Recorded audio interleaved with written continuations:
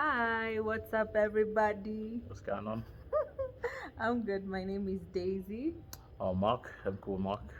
and we haven't figured out a name for the show yet, so we're just gonna keep rolling. And I've been getting a lot of inquiries, Daktari, about, of course, relationships, and I thought, why not pick your brain on this very cold. What today is today? It's a Thursday. Yeah, today on this cold Thursday Yeah. evening. So, I've been getting questions from a lot of people, and there's one in particular that stood out for me, and I want to pick your brain on it. Okay. So, this particular person asked, dating for fun or marriage? What's your take? Okay. So, disclaimer before saying anything. She's not picking my brain because I've got the best information about dating or relationships or whatever. That's not the reason she's picking my brain. So, disclaimer. There's things that I'm gonna say. This is just my understanding, also knowledge that I've got from people that I've spoken to. So, um, nothing is. I don't want to say nothing is written in stone because It's subject to change. yeah. So, okay. So if I'm wrong, yeah. If I'm right, yeah. So just throw it. But when it comes to dating for fun or dating for marriage, Yes. oof. My take on it, obviously, me like as Mark. Not for fun, definitely not for fun. Um, because dating for fun Yeah. is, I think, they stages to it. I think the way most people say. By the time you get to a point where you're dating for like serious stuff or you're dating for marriage, Yeah. there's a level of perspective on life and a certain level of growth and maturity upstairs that you've attained to get to the point. Because prior to that, you think that for lack of a better word, it's like you can dip your feet in the water here and there as Yeah. you're waiting for the serious thing to come up in the future. Yeah. And so, but for you to get to that part where you in your mind you're dating for serious stuff, there's a level of growth and maturity that you've attained intellectually and psychologically as well. So for me, obviously it's dating for marriage. But here's the funny bit. I was reading, I do not know if you know this gentleman. There's a called Benjamin Zulu. Yes. I love Benjamin. Yeah. So there was something I read actually today off of his Instagram. Yeah. And he was saying, so do not, like, for example, if you're a lady and you're dating for marriage or you're looking for that, there's certain things that you don't blatantly say to the other person, like, look, I'm dating for marriage. If you're not serious, do not bother coming my way. It's not because that's not your intent, Yeah. but because the moment you say that, you're basically giving this individual cheat codes if you play video games, you know what cheat Yeah, codes are. cheat codes like Or if those are cheating exams, they know how to tag you. Yeah. It's like a hook. Exactly. So it's like if you let them know that I'm dating for serious stuff and you say this to them, you're basically letting them know, okay, so I can present myself as someone that's serious, because if I come as a joker, she's not gonna take me. Of But if I course. come serious, she's gonna course. take me in. And after I got what I want, then I can go back to being the joker that I am. You understand? Yeah. But it's like what he was saying is take your time to observe people. Obviously, there's certain things that you let people know. It's like some things you drop, but not straight out the bag. Like, okay, if you're not serious, don't come my way. Because what you need to do is basically let observation rule people out. Yeah. Like, let observation be your sieve through Yeah. which you let people in and out. Yeah. So observe someone's intent, because you, like, as an individual, Yeah. you know what you're looking for. So observe this man's intent, this man's moves, all that kind of stuff, because with observation you'll actually get to know if he's serious or not. Because if you told him that this is the kind of person you are, I'm gonna package myself the same way you told me. If you told me like someone that's funny, I'm gonna be Kevin Hart to you. If you, if you told me you're like someone that's a singer, I'm gonna be, maybe Luther James Blake, Vandross. all of them people. You understand? But if you keep it blank, basically, you give this individual a chance to be himself, because you've not narrowed down to what exactly you're looking for. So he does not have a script to use to, package himself properly. I think the same also goes for men because you be there chatting to someone and it's someone that is a, you know, wife material, blah blah blah, does this and that, blah blah blah. And she's listening. It's like, Yeah. okay, so I need to do this and that and that. Yeah. And then all she needs to do is package herself in that There's way. that. Yeah. And she knows, okay, it might take a year or two, but she's going to, package herself in that way. But, so it's in that kind of thing. Be serious about what you want, but also be smart in how you go about it, because you might end up giving the joker, the ingredients he needed just to be the kind of person he needed at that particular time. Yeah, but definitely do date, for long term. Yeah. That will spare you a lot of unnecessary things. I remember the same individual, Benjamin Zulike, was saying, what happens with people oftentimes from, say, the age of 15 all the way to 30, this is a time where you're supposed to be investing in yourself, Yeah. sharpening your soft skills and your hard skills, your elocution, you being able to be articulate, to form arguments and coherent arguments, you being able to reason, you being able to speak, not just speak, but in terms of communicate coherently and without having, all these things going on. Yeah. This is the time you're supposed to harness your skills to become valuable in the marketplace. But then what happens is we get distracted by meaningless relationships Yeah. and pointless heartbreaks, where we find that by the time we wake up, we're now 35 years old and we've no skill to show for it. So it's like you're waking up at a time that, okay, yes, you're 35, you're not that old, but the things that you're doing maybe at that age you could have been doing at 24, 25. Yeah. So it's like if you're dating for fun, you're going to have fun, but all these are distractions that you're allowing to come, because there's distractions that we invite our way, I believe, and there's them ones there that we don't see coming. But if your mind is set on, let me have fun for now, and if for something serious in the future, that's the kind of people you're going to attract as well, because believe me, there's bad people out there that also want to just, dip their foot in the water Yeah. and on to the next person. Yeah. And you find you're caught up in this barrage of emotions, things that you could have focused your emotions and your willpower and all these things on a particular project or a particular, sharpening your CV, all these things. You're there crying about a man, crying about a girl, things like that. But, but long term gives you focus in the sense of what you're looking for. Yeah. Because if you're dating for fun, you definitely do not know what you're looking for. Because in your mind, it's like, I'll deal with that later. Yeah. Right now, it's just for fun. But when it comes to the part when I want something serious, I'll deal with it later. But if you're dating for serious stuff, it's going to force you to then get to know yourself first, because when you now know yourself, you know what you like. And now you know what you're looking for. You're looking for someone that can complement, the places where you're deficient and all those kind of stuff. But for fun, you're not looking for any of these things. But if you're looking long term, also think about things like healing yourself, all these other things. But you never get to think about them when you're dating for fun, because fun is more like a fast food kind of thing. Fast food, and yeah. You can go like Yeah. next Yeah. when it's like I'm just thinking about, because I remember having this chat with also a couple of my friends, and they're like, if there's something that disappoints me, is somebody telling me, I want to see where this goes where. Do you know? Yeah. Like, if you want to have fun, we have Mount Longonot National Park, we have the Serengeti, we have a drive to Naivasha, we have Paradise Lost not far from here, where we pay 400 bob. I mean, that's fun, but I'd like, if it is dating, I'd like to date someone that's in it for the long haul, like you've said.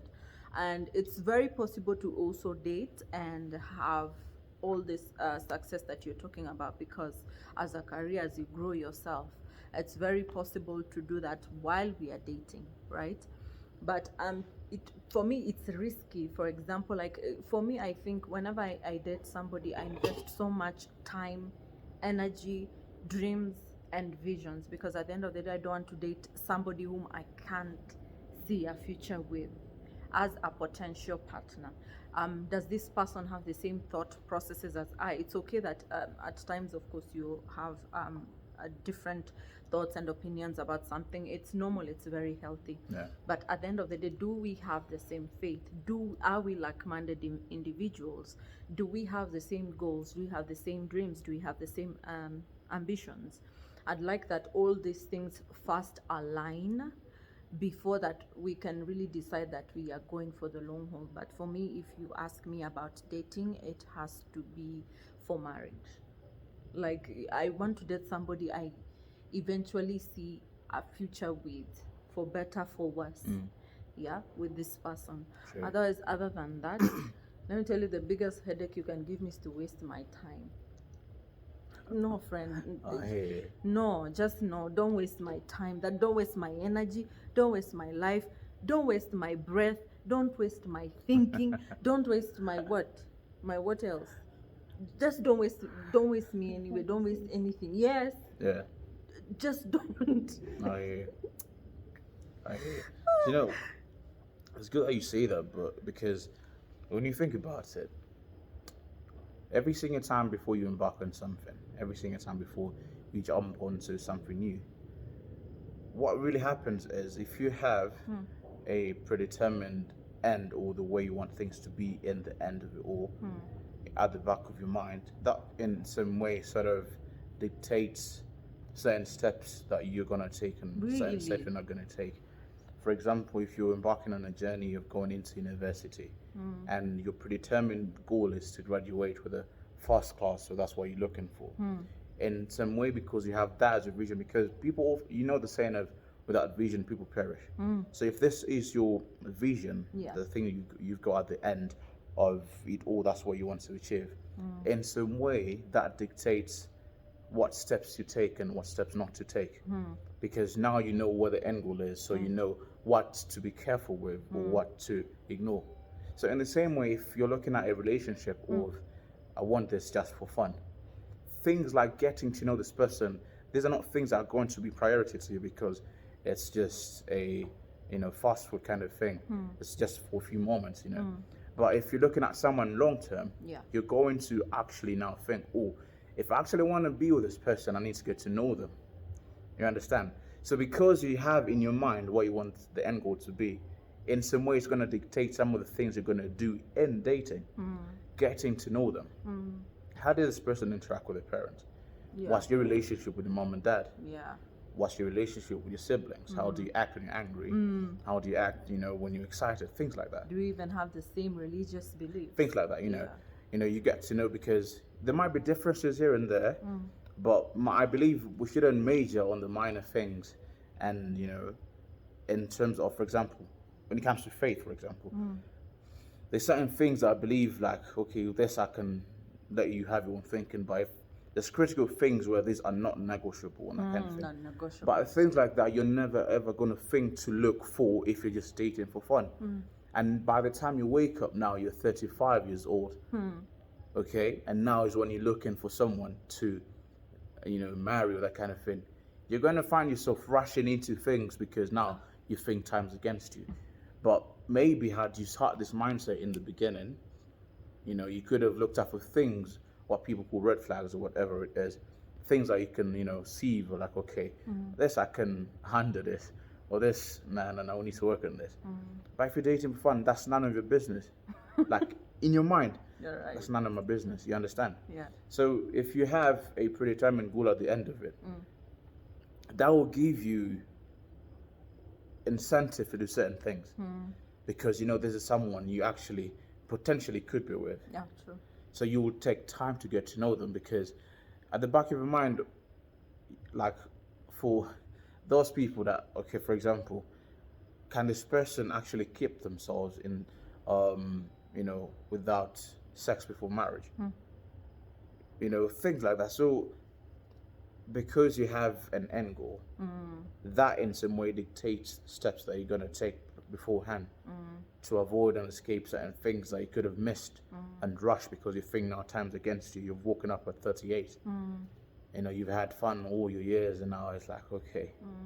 Yeah. So, and what's funny about that is this might be, oof, nah, I don't want to say this because it might seem sexist or whatever, but much as people like to downplay this, much as people like to water this down, someone's past has a lot of bearing to whoever the partner's going to be. Someone's past. People might argue like, it doesn't really like matter, blah blah blah. But believe you me, someone's past has a huge bearing. There's mistakes that people make, and you end up paying for these mistakes for 12 years plus. There's mistakes I've seen like famous artists in the United States. Mistakes they made while as teenagers. Some was around 35, but they're still paying for the same mistake they made. Yeah, that's right. They've never, gotten off the hook for it. The same mistakes you can never go scot free after doing so. Much as we like to water down certain things and play certain things down, you having a goal at the back of your mind, you having a vision at the end of it all, it sort of creates guardrails for you in the sense of, you can't go past this, you can't go past this because this is where you're trying to go. But with no vision, you basically have no God around you. It's like the verse that says that without self-control, the man without self-control is like a city with no walls. So it's like self-control in itself will come because you've got a vision. Yeah. But without that, you're just dating for fun. It's like, okay, let's go eat at this place. Let's go here then. You're not caring about maybe the attitude of the people behind the desk. You're like, no, as long as I get my food, that's all that I care about. Yeah. So it's things like that, really. So yeah, it will save you a lot. It'll save you a lot. I remember Benjamin Zule was telling a story about a lady that she wasted in her. I think she was doing law 5 years, but I think for year 1 and 2 she wasted her time with this boyfriend. It wasn't going anywhere, but she thought it was going somewhere, and she invested time. And later on, when it broke up, when like everything ended, at least it was like year 3 when stuff ended, she was, I think, devastated in the sense of, I'm paraphrasing heavily, like this is just, even the story I don't remember most of the details, but what happened was when she got the wake up call, she regretted the amount of time she wasted or squandered on this individual. Exactly. That's my And then, biggest fear. thank God she woke up at a time that wasn't so late. Now, that's the time that she used to go hard on searching for scholarships, going to these embassies, pushing hard to get scholarships on A, B, C, and D. And thank God she was able to get that. I think she flew to Germany or something like that. And now she's bowling hard and that kind of thing. But it's like, without focus, there's a lot of focus that is, if this was a target, all these things going on around you, like they shift your focus a lot. They keep shifting your focus a lot, and you can't, So you dating long term in some way, people will say, either way you're still in a relationship. But the fact that you know where you're headed, the fact that you're not here today, here, there, it's like the number of times that your emotions are fluctuating or your emotions are all over the place. To be fair, are less compared to, if you're just all over the place. So. Sure. Yeah, so that's a lot of chatter, but yeah. I agree, and I always tell ladies that it is possible to still date and still pursue your dreams and your goals and your visions, but having a like-minded individual who also wants to see you grow, whom when you tell that, my ambition is maybe, let's say, for example, to be a news anchor, to be a businesswoman, and they are able to guide and support you through that. There are people like that, and once you're looking for a partner, it is important that you work with somebody who also wants to see you grow. Yeah. Because the biggest mistake, like you're saying, is being with someone and waste your time. Being that, especially we ladies have that weakness where you see a man, everybody but you can see that this is headed for the rocks. That it is, it was never meant to leave hell, but you're opening that lid and saying, you can, baby, we can still make it to heaven. My friend, no, we have that weakness as ladies. But one thing that has helped me make good decisions is being able to share my vision and my goal with the person I love and to hear their response so far. So if they tell me that this is the way I think you should go as you're growing in this career, this and this and this and this is what you should do at the end goal, this is what you should look at. If this person continues to inspire me and push me towards that, that's a clear indicator. Is there anything like a green flag? It's like a green it's like a green flag. Yeah, go ahead. Like this is the one, this is the way that you must go. And also it's one of those things that when I am dating a man, I like having conversations with the person. I will pick your brain, I will piss you off, I will ask you every question possible because I want to know more about you. I want to be involved in your dreams. I want to heavily invest in your dreams. Do you say want to have an events company? Of course, I will Google up ideas, see how you're going to benefit, how you're going to boost the business, like do the entire homework for you and break down the plan because like wherever we are going, I like the book of Amos. It says that two cannot go far if they don't agree. True. Oh, that's true. If they don't agree, of course there are options to division and or different opinions, but one must give way. You must agree that at the end of the day, the goal is to maybe say to go to Nairobi City, and from there maybe in Nairobi City we can do this, but at the end of the day, in the evening, we must be able to agree unanimously that we are going home together. Number one, we are not enemies, we are not fighting each other. We have the same end goal and we want to see each other happy. We want to see our children happy. We want to break generational curses.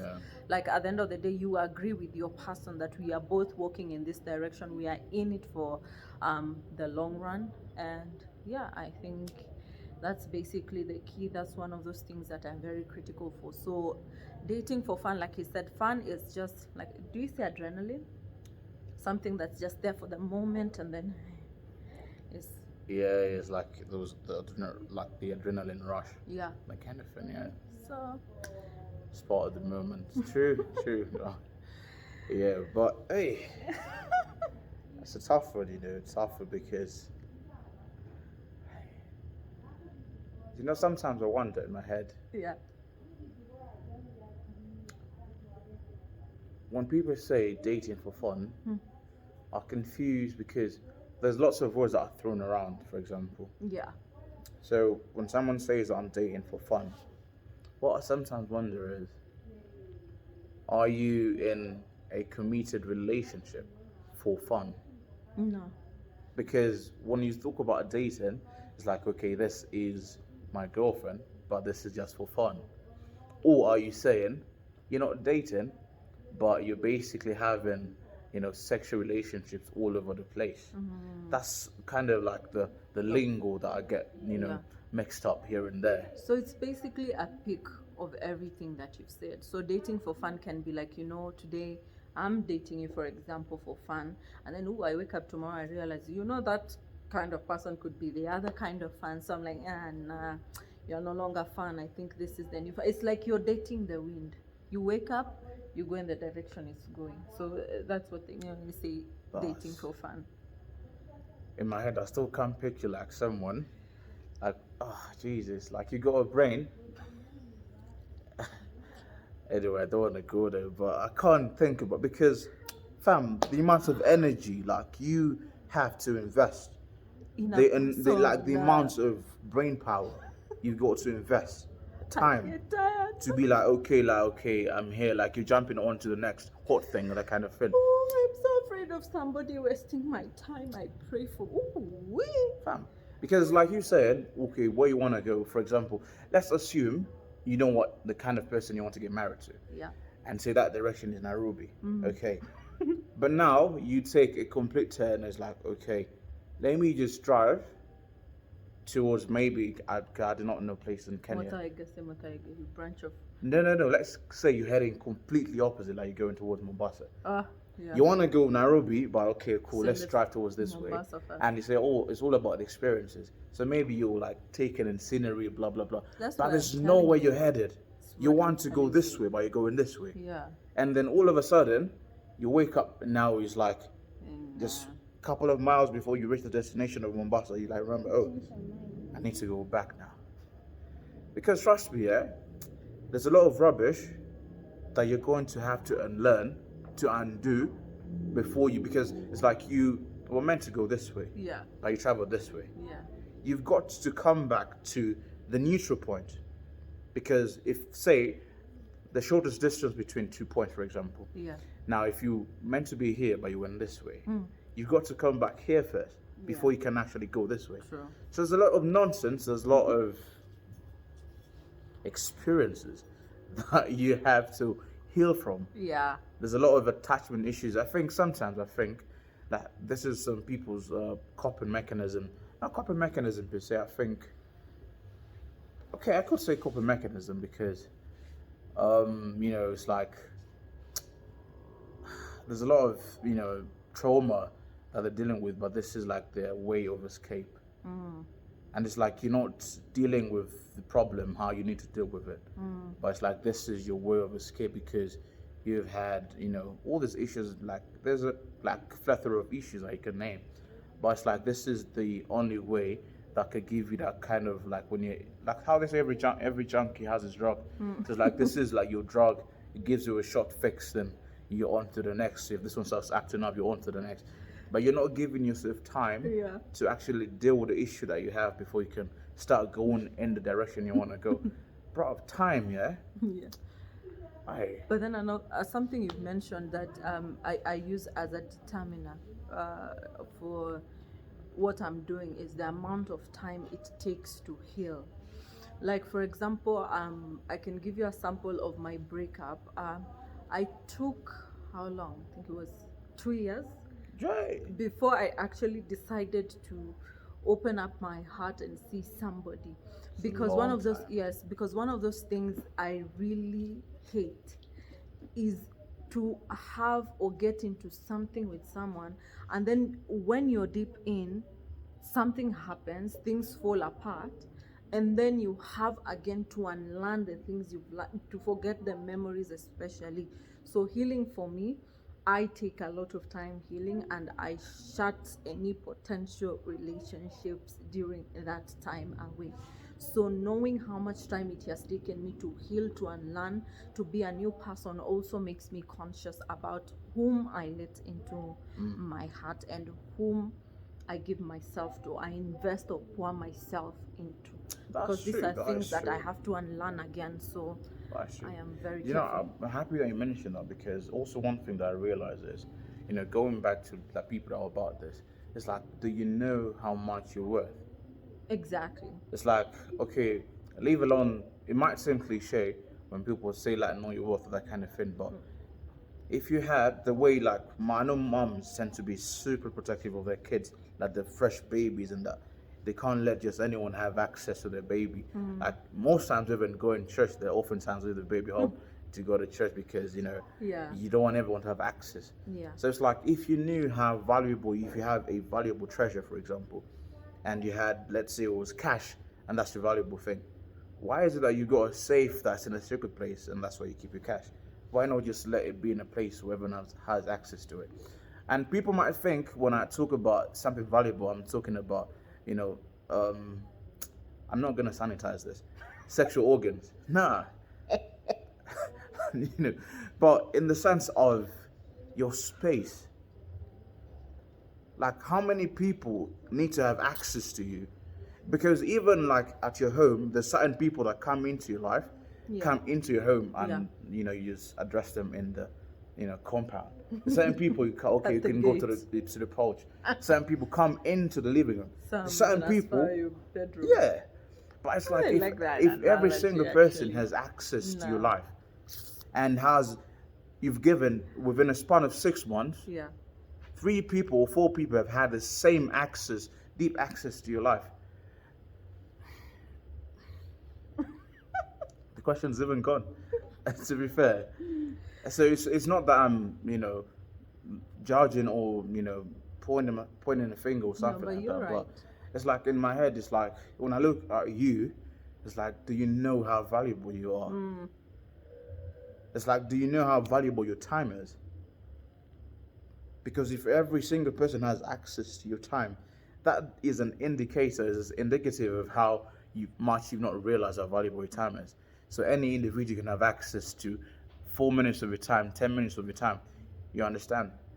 So for me, that bugs me a lot in the sense of if only people knew how valuable they were.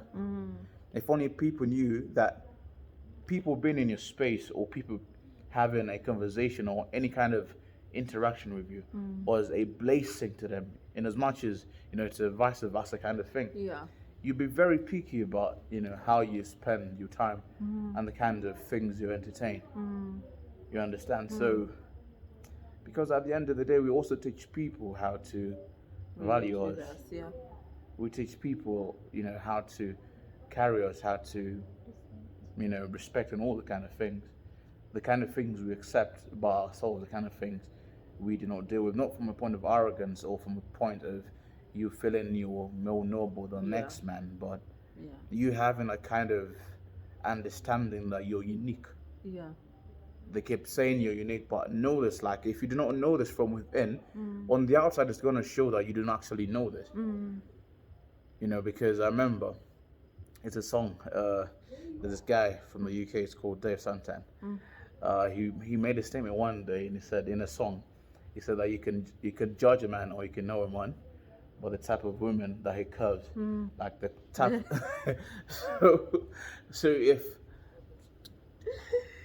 because I believe like live alone, they okay like step out a bit from dating for long term, that kind of thing. If you're dating for fun, there's a higher chance of you never having time to sort out and fix yourself because one, you're not taking time to know who's coming into your space.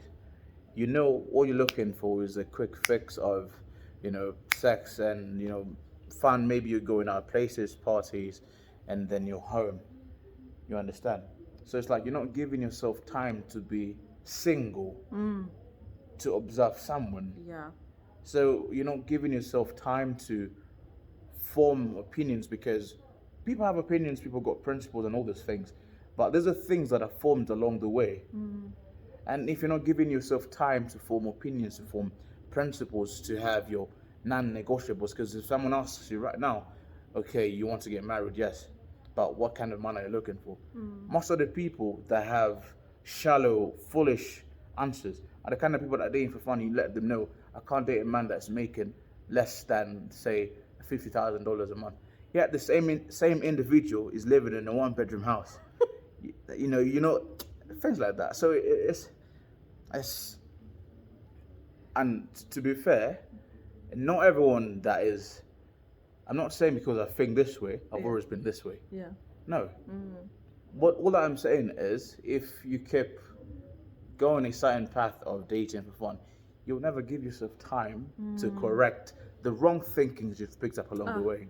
Especially since we are products of our environment. Exactly. So, and makes it worse if the people you've got around you are supporting that. They are like all the same. Like They're supporting you there's that foolishness in hard immunity. You feel like I'm not the only one. So okay.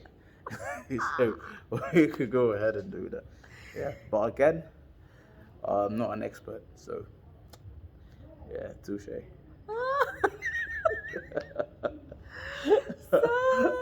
Thank you so much, guys. I hope we've answered or attempted to answer questions. But like he said, disclaimer, this is not written in stone, but simply a product of our thinking, our thought processes, and just basically agreeing to disagree. So we really look forward to having more of your questions, and hopefully we will have time to answer. So until then, I hope you've enjoyed this segment. We'll see you again very soon.